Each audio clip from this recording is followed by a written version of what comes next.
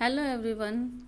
Our today's e-lecture for class BA part 2nd, paper 2nd. Our this lecture regarding unit 2nd, and it contains the essay National Prejudice written by Oliver Goldsmith. Before we read the summary of this essay, here the first point on your screen is about the author. Let's have a look on the first point of our e-lecture as about the author.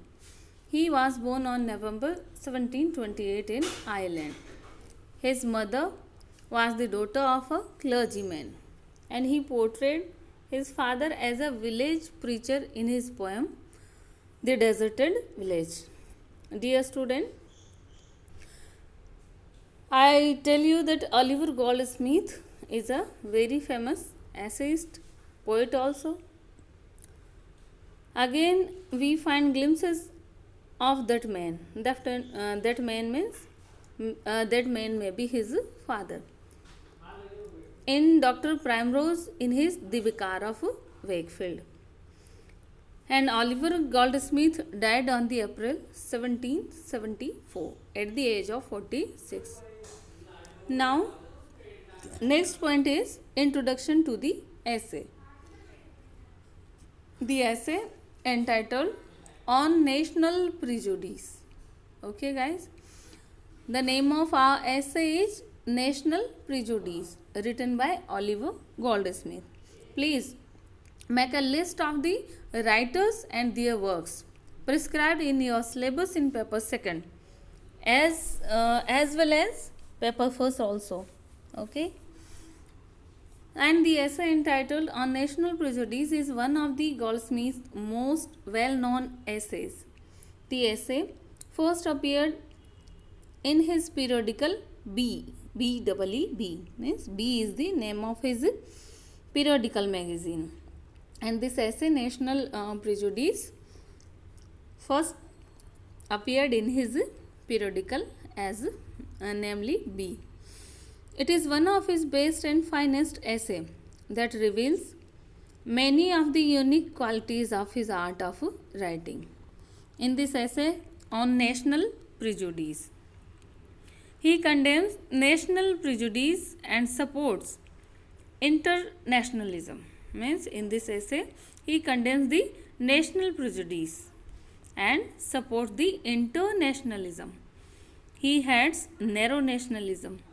It is wrong to regard one's own country as great and disregard good qualities of the people of the other country.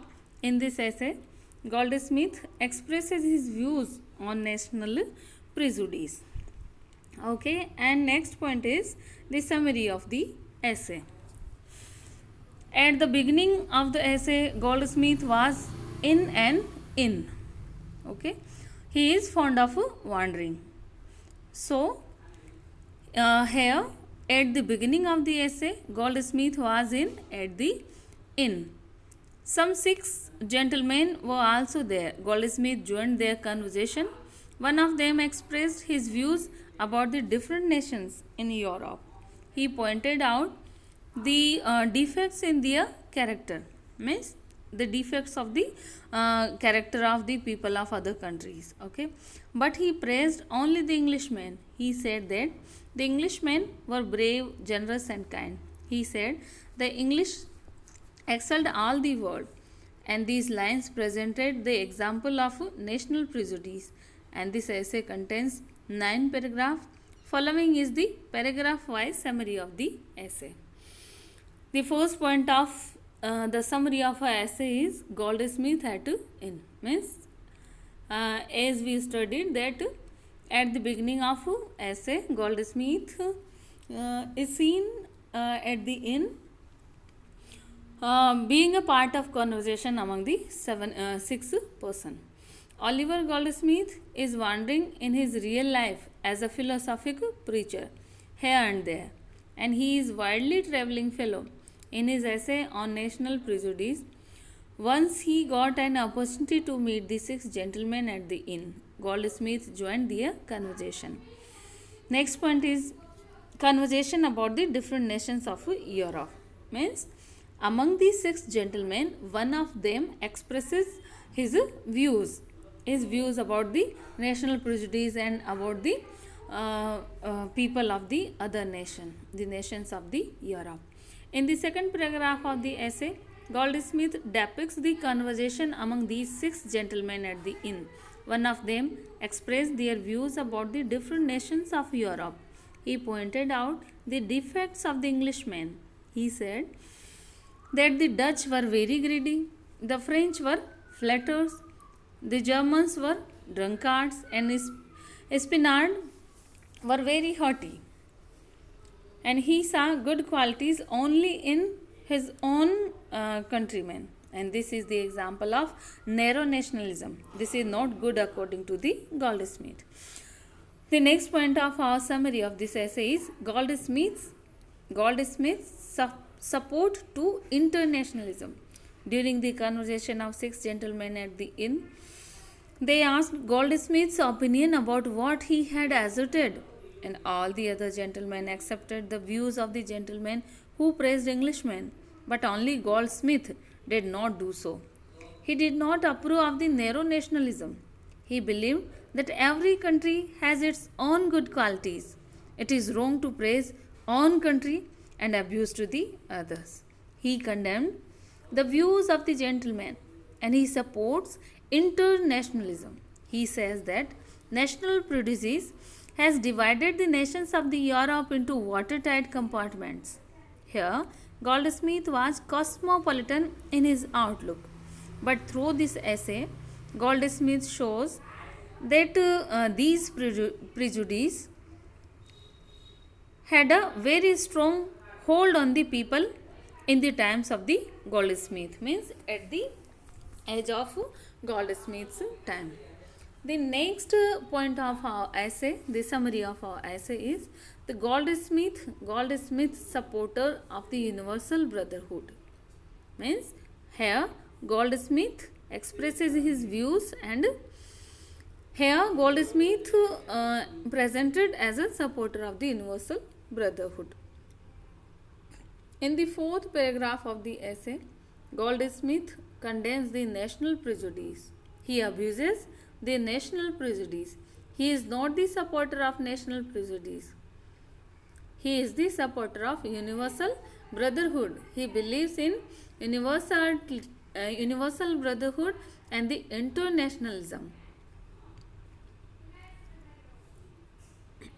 He says Englishmen think themselves superior to the other and admires their own greatness, but they do not have right to find faults to the other nations. Means here Goldsmith do not deny that Englishman is good, but he say you can also you have to also watch the means the goodness of the other nations. You do not have right to find the faults of the other nations. So Goldsmith admitted that the Englishmen were certainly brave and charitable, but they had many defects also in his characters. Means Englishman, he agrees that Englishmen are very good and charitable, but he said that Englishmen also have some defects. So we cannot deny the defects of Englishmen as well as along with the goodness of Englishmen. Englishmen also were rash. Here next he gives some weaknesses of the Englishmen and saying Englishmen also were rash, obstinate and haughty by the nature. So Goldsmith says that it is wrong to say that Englishmen are superior. He liked to call himself a citizen of the world. Here Goldsmith argues that he liked to call himself as a citizen of the world. As he says in his essays as follows, following are the lines of text from his essay. The English, who thought undoubtedly brave and generous, were at the same time rash and headstrong, and impetuous. Impetuous too, opt to be elated, and with prosperity and to despond in the adversity. Means, although the here Goldsmith says that although the Englishmen have many good qualities, but along with their good qualities they have defects also. So they cannot deny their defects. Here he appeals to the Englishmen that we should accept our faults also along with our goodness. And next point of the summary of the essay is Goldsmith's appeal to be a citizen of the world. On national prejudice is the finest essay of Goldsmith, through which we are able to understand the real meaning of the true nationalism. Always love very much without finding the fault of our own nation is not true patriotism. This is the example of the narrow nationalism. Means, to show too much love to our own country is an example of only narrow nationalism, is an example only the national prejudice. It do not show the internationalism, true nationalism. So this narrow nationalism is not good according to the Goldsmith. In the next paragraph of the essay, Goldsmith appealed to the everyone, to the citizen of the world, to be a citizen of the world. In the sixth paragraph of the essay, Goldsmith gave an example of the ancient philosophers. The philosophers may be Socrates or the Diogenes. Socrates, born in 469 to 399 BC, or Diogenes, born about 420. Here, he recalled an ancient incident and he said, when the great philosopher Socrates was asked about his citizenship, means when great philosopher Socrates was asked about his citizenship, then he or both of them philosopher, means the philosopher may be Socrates or the philosopher may be Diogenes. When they are asked for their citizenship, they replied that they are the citizen of the world. What is the reply of these philosophers? They replied that they are the citizen of the world. They do not belong to a particular country. They have the view of internationalism. So they replied that they are the citizen of world. So Goldsmith wanted to say that we should not believe in the distinction of the race or nation or sect or community. Goldsmith regarded mankind as a family.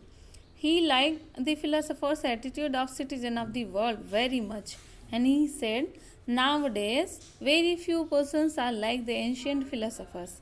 They are surrounded by the walls of the narrow nationalism, and they think themselves belonging to different nations. They call themselves Englishmen, Frenchmen, Dutchmen, Spaniards, or Germans. Thus, they do not think themselves belonging to the great human family, and this is narrow nationalism. This does no good to us. They differentiate themselves from one another, and they do not regard themselves as a common inhabitants of the earth. So, in the above passage, Goldsmith criticizes the people of the modern times at the age of Goldsmith's time. They are very narrow-minded. They have national and social prejudice against the people of other countries. Goldsmith has a cosmopolitan attitude. Goldsmith has a cosmopolitan attitude. Cosmopolitan attitude means attitude of internationalism, universal brotherhood. Okay, he likes to call himself a citizen of the world and appeals to be same the all people. He said this attitude of the internationalism is very essential for the welfare of mankind, and as he writes in his essay as follows: we are now become so much Englishmen, Frenchmen, Dutchmen, Spaniards, and Germans that we are no longer citizens of the world. Means here, Goldsmith said that the sincere and gentleman believes in the universal brotherhood. Religion. Our next point of this summary is religion and superstitions. Means what is the place of religion and superstition according to Goldsmith regarding his essay on national prejudice. And next, Goldsmith says that some persons talk very proudly about the greatness and goodness of their own nation, and its main cause is that they themselves have no great and good quality. Such persons boast about their country's goodness, and by doing so that they want to assume goodness or greatness, but they are so weak, like a creeper. Like a creeper. Which kind of creeper? Which takes support of a strong oak, as Goldsmith says as follows in his essay. And following are the lines quoted from his text. The slender vine twists around the sturdy oak for no other reason in the world but because it has no strength sufficient to support itself. Thus, Goldsmith said that the person like the above mentioned weak creeper think by showing the goodness of their own nation they will become great, but in reality they do not have good qualities themselves. And at the last stage of the essay, Goldsmith argues about the religion and superstition. He says superstition and enthusiasm too are the growth of religion. National prejudice are not prevail among the lower class, but it all prevail among the men of high position also. The civilized and the educated persons also have the national prejudice, and they have narrow nationalism, and these kind of the persons are below the standard of the gentleman. A man should love his own country with the love of the whole world, and thus everybody should have feeling of the universal brotherhood. Here Goldsmith argues that some people say that the prejudice is the national outcome of the patriotism, but Goldsmith does not accept these views. He says that one can be true patriot without being a narrow nationalism. We should have international outlook. And to prove the truth of this remark, Goldsmith gives an example and says that the blind belief and fanaticism are certainly the outcome of the religion, but they are not its natural and necessary outcome. Here, Goldsmith compares religion to a plant. In a tree, some branches are natural and others are unnatural. They grow unnecessarily. So, if we want to tree grow well, we must cut off the unnatural branches. And if we do not do so, they will not let it grow in the right way, in the proper manner. They will disturb its full growth. And what is true of a tree is also true of a religion. Means everything as above mentioned, what is true of a tree is also true of a religion. Religion is something divine. Goldsmith have wanted to say, if we want to right type of patriotism, we must destroy the national prejudice. Means to acquire the actual national patriotism, we must destroy the national prejudice, and if we do not do so, patriotism will not grow properly. At the end of the essay, Goldsmith says all these strifes between different countries of the world are brought about by the national prejudice, and all these countries fight due to the narrow nationalism. National prejudice lead to exploitation also. Means exploitation of one country by the another. Here Goldsmith has an appeal of the universal brotherhood. Means here Goldsmith appeals to the universal brotherhood, and at last he wanted to be called as that great philosopher. Means called like the as previous we studied, like the great philosopher, the citizen of the world. Means here Goldsmith, essayist Goldsmith wants to be a citizen of the world like the great ancient philosophers. And he writes as follows at the end of the essay: I should prefer the title of the ancient philosophers with a citizen of the world to that of an Englishman, a Frenchman, an European, or to any other appellation whatever. Means here he don't want to be an Englishman, to be a Frenchman, to be a Italian, Spanish, so German, so and so forth. Okay, he just want to be a citizen of the world, and he also appeals to the people. Everybody should have a spirit to be a citizen of the world. And this is our essay, dear student. This is our essay on national prejudice written by Oliver Goldsmith. In our next video, we will have some important explanations regarding this essay. Okay, you are also asked the explanation in your examinations. So, get ready with me and get ready with me for the further YouTube videos, for the further e-lecture regarding the explanation of this essay. I hope all of you enjoyed this lecture, this essay also. Okay, have a nice day and be ready for the next YouTube video.